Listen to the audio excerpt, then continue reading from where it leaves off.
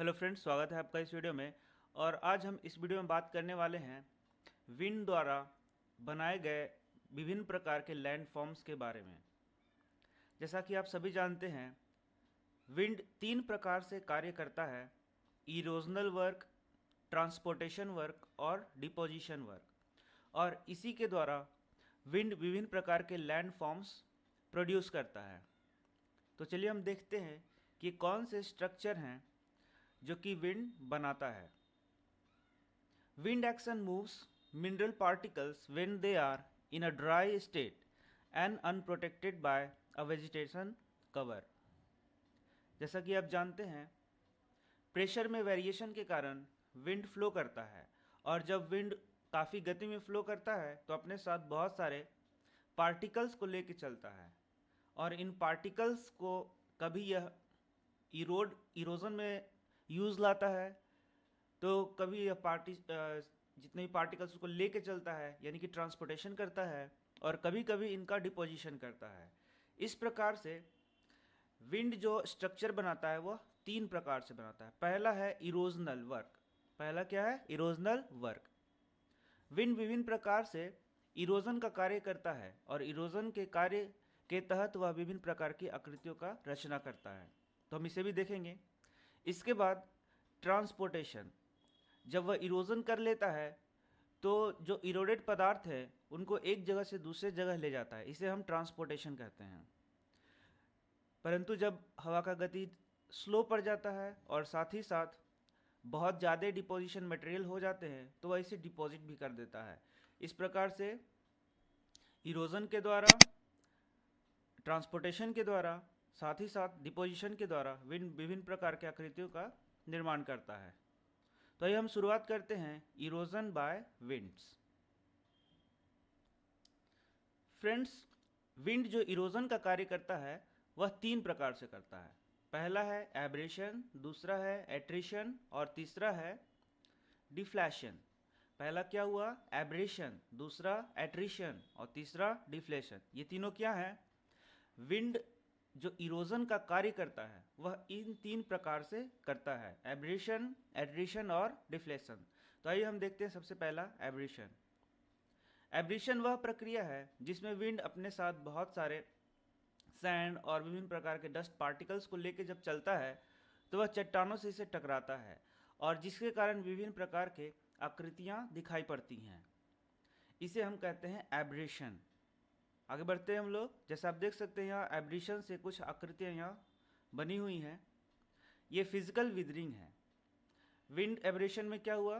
Wind carrying sand blast against these rocks causing them to become rounded. Wind आया, अपने साथ बहुत सारे सैंड पार्टिकल्स लाया, और क्या किया? और चट्टानों से इसे ब्लास्ट कराया, टकराया, जिससे चट्टान विभिन्न प्रकार की आकृति ले लेते हैं। आगे देखते हैं हम लोग। दूसरा प्रकार का कार्य हुआ एट्रिशन। पहला क्या हुआ? एब्रेशन, दूसरा एट्रिशन। फिर से देख लीजिए, पहला हो गया है एब्रेशन, दूसरा एट्रिशन और तीसरा है डिफ्लेशन। तो एब्रेशन में ये विभिन्न प्रकार के चट्टानों से जो सैंड पार्टिकल टकराते हैं और विभिन्न आकृतियाँ देती हैं। एट्रिशन में क्या होता है? एट्रिशन में when the wind borne material strike against each other they are reduced in smaller particles. इस प्रक्रिया को हम लोग कहते हैं एट्रिशन। एट्रिशन में क्या हो रहा है? Wind borne material, wind borne material मतलब जब विंड के द्वारा इरोजन का कार्य हुआ तो उसमें बहुत सारे पार्टिकल्स, बड़े बड़े पार्टिकल्स बने। अब वो बड़े पार्टिकल्स आपस में टकराते हैं, और टकराने के बाद स्मॉलर पार्टिकल्स बनते हैं। इसे हम कहते हैं एट्रिशन। तो पहला हो गया एब्रेशन, दूसरा क्या हो गया? एट्रिशन, और तीसरा हो गया डिफ्लेशन। डिफ्लेशन क्या है? डिफ्लेशन में जो रिमूव्ड पार्टिकल, जो बहुत ही लूजली पार्टिकल्स होते हैं ग्राउंड पर, वो रिमूव कर दिए जाते हैं एयर के द्वारा, या फिर कहें the removal of loose particles from the ground is term deflation. Wind के द्वारा रिमूवल ऑफ लूज पार्टिकल्स होता है, इसे हम कहते हैं डिफ्लेशन। जैसे कि आप देख सकते हैं यहाँ विंड के द्वारा डिफ्लेशन किया गया है, जिससे बहुत सारे पार्टिकल्स यहाँ से गायब हो चुके हैं और यहाँ पे बहुत उबड़ खाबड़ दिखाई पड़ रहा है। तो जैसा कि आप देख सकते हैं यहाँ डिफ्लेशन के द्वारा यहाँ डिफ्लेशन हुआ है, और किस प्रकार से फाइन पार्टिकल उड़ गए हैं और बाकी पार्टिकल बच गए हैं। यहाँ एक विंड एब्रेशन का फोटो है जिसमें विंड इफेक्ट्स दिखाया गया है, और आगे हम इसी का बात करेंगे कि ये विंड इफेक्ट्स क्या हैं। तो फ्रेंड, ये बहुत ही इंपॉर्टेंट क्वेश्चन है कि ये विंड इफेक्ट्स क्या है। जब विंड इरोजन का कार्य करता है तो चट्टानों को बहुत ही चिकना आकृति प्रदान करते चलता है, इसे ही हम विंड इफेक्ट्स कहते हैं। These are small size rock fragments having 1, 2, 3 or more polished surface. Vintifacts क्या हैं?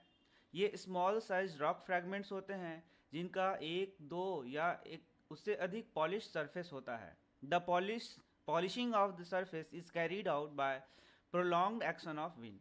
और वाजिब है कि ये कोई एक दो दिन में तो होता नहीं है, ये बहुत टाइम वाला चीज़ है और इसमें बहुत सारा टाइम लगता है। As soon as polishing of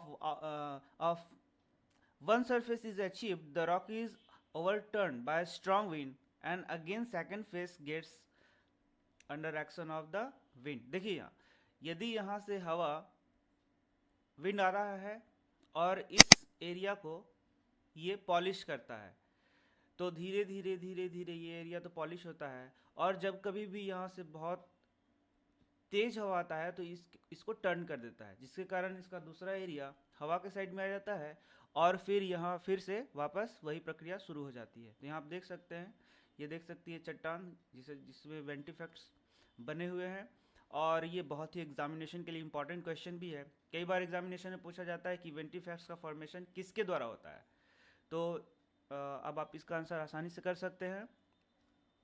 went effects का formation erosional work of wind के द्वारा होता है। तो आइए एक और लैंडफॉर्म लोग देखते हैं जो कि विंड के इरोजन के कारण होता है, और ये बहुत ही इंपॉर्टेंट है। ये है मशरूम रॉक्स। तो आप देख सकते हैं ये बहुत बड़ा चट्टान है। बेसिकली इस चट्टान में दो भाग है, ऊपर का भाग हार्ड रॉक से बना हुआ है और नीचे का भाग सॉफ्ट रॉक से बना हुआ है। तो जब हवा इसकी ओर आता है तो हार्ड रॉक को तो कुछ नहीं हो पाता, लेकिन सॉफ्ट रॉक क्या होते हैं, इसका अपरदन होता है, या फिर कहें कि इसका ये जो पार्ट है वो टूटते रहता है। क्यों टूटते रहता है? विंड इरोजन के कारण। और जब ये पार्ट टूटते जाता है, टूट जाता है, तो देख सकते हैं आप किस प्रकार का आकृति है। ये कुछ मशरूम टाइप आकृति दिख रहा है, इसलिए इसे हम लोग मशरूम रॉक कहते हैं। ये भी बहुत इंपॉर्टेंट क्वेश्चन है कि मशरूम रॉक का फॉर्मेशन किसके द्वारा होता है, तो विंड इरोजन के द्वारा होता है। यहाँ आप देख सकते हैं, when rocks consisting of alternate hard and soft layers are subjected to wind aberration, differential erosion results. इसमें डिफरेंशियल इरोजन होगा, मतलब नीचे का पार्ट में इरोजन कम होगा और ऊपर के पार्ट में इरोजन कम होगा और नीचे का पार्ट में इरोजन ज़्यादा होगा। जिस हिसाब से आप देख सकते हैं यहाँ फोटो में, यहाँ इरोजन ज़्यादा हुआ है और यहाँ इरोजन कम हुआ है, जिसके कारण यह एक मशरूम का आकृति ले लिया है। और आगे हम लोग बढ़ते हैं। Such formation are common in Sahara Desert and are also seen near Jodhpur. यह भी बहुत इंपॉर्टेंट पॉइंट है। Mushroom rocks are formed in the desert region by means of wind erosion. ये तो बहुत आसान है, और यही एग्जाम में क्वेश्चन ही पूछा जाता है कि मशरूम रॉक का फॉर्मेशन क्यों होता है। तो आंसर क्या है इसका? विंड इरोजन के द्वारा होता है। तो ये कुछ स्ट्रक्चर्स थे जो हमने देखे विंड इरोजन के कारण। तो आइए हम देखते हैं ट्रांसपोर्टेशन बाय विंड, सीए क्या टॉपिक है।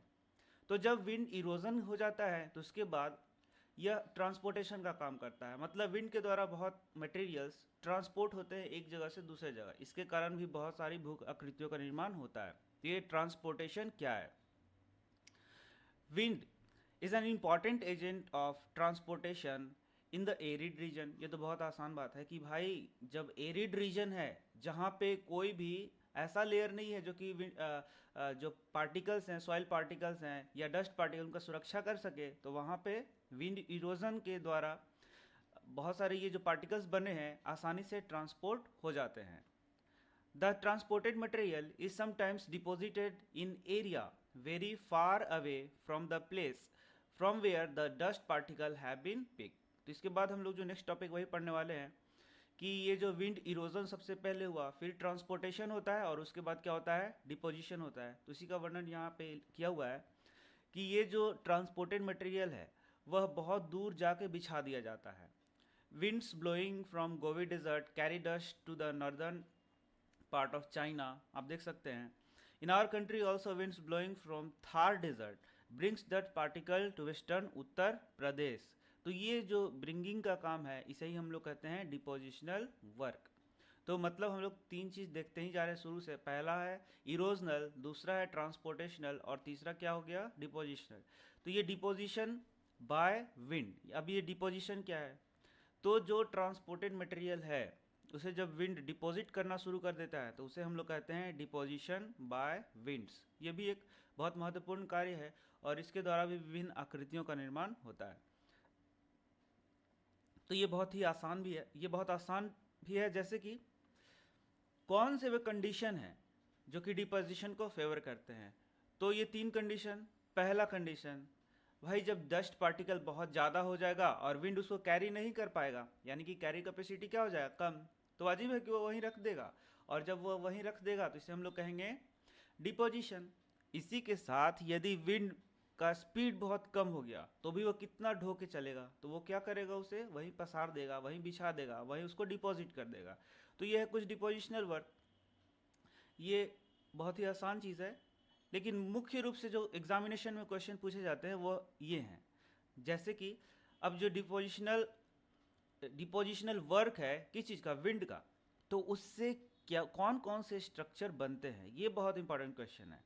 जैसे कि पहला है सैंड ड्यून्स। देख सकते हैं आप ये सैंड ड्यून्स, ये आकृति बनता है डिपोजिशनल वर्क से।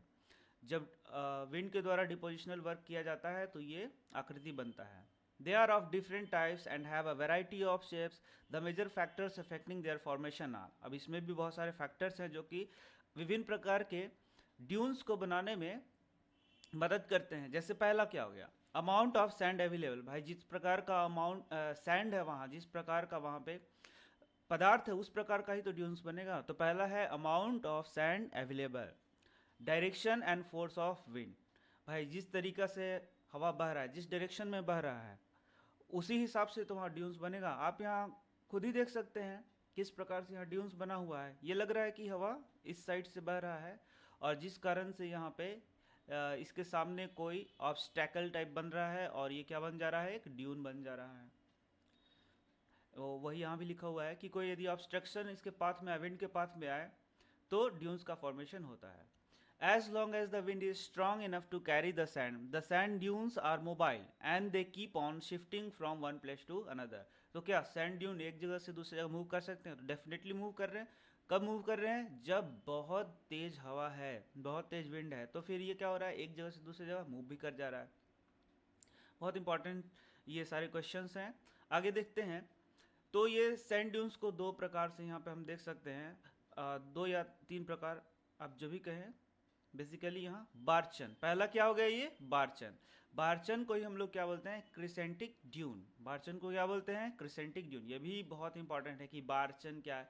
आप सिर्फ नाम भी जान लें तो एग्जामिनेशन में इसे कर सकेंगे, क्योंकि बहुत डीप क्वेश्चंस ना पूछे तो ऊपर के क्वेश्चंस तो कम से कम आपको आने ही चाहिए।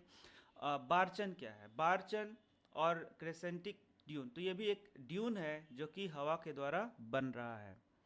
जैसे कि they are found in large numbers in Sahara desert. ये बारचन आपको ज़्यादा कहाँ देखने को मिलेंगे, तो सहारा डेजर्ट में ये देखने को मिलेंगे। ये देखिए यही है ये बारचन। यहाँ पे विंड डायरेक्शन ही साइड है और इस प्रकार से यहाँ क्रिस्ट के जैसा फॉर्मेशन हो रहा है, इसे हम लोग बारचन करें। यहाँ देखिए यही है सैंड ड्यून्स, जो कि हम लोग क्या बोल रहे हैं इसको, बारचन। एकदम क्लियर है, आपको समझ में आ रहा है।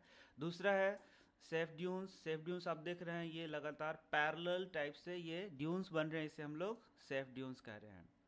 The winds blow straight along the corridors between the lines of dunes, sweeping the corridor clear of the sand. However, eddies set off in the winds blow towards the side of the corridors, depositing sands there to form these narrow elongated dunes।